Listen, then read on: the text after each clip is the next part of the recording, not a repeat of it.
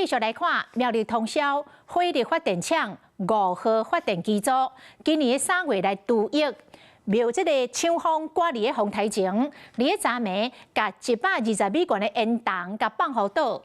大支的烟筒轰一声倒伫个涂骹，是一大片的鹰野涂沙粉，迄个景象真震撼。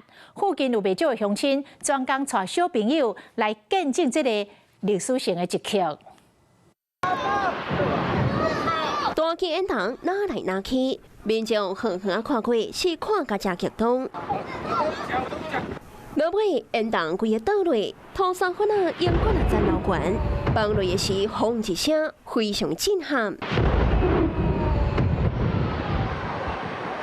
昨暝，通霄火力发电厂的抢风将5号机组的烟筒放互倒，互120公尺悬的烟筒摊倒。当地民众知影这个消息，早早就来占位，要见证历史。有吓一跳吗？不会。弟弟妹妹有吓一跳吗？没有。有我的。我也有。啊！赶伫咧红台要来见证，技术团队用测球外的原理，伫咧烟筒底挖一坑，利用烟筒本身的重量，可以导向指定的区域。看到30多吨的地表倒落来，民众是真唔甘。自细汉看大啊，听到会就唔甘的无？能源政策无法度啊。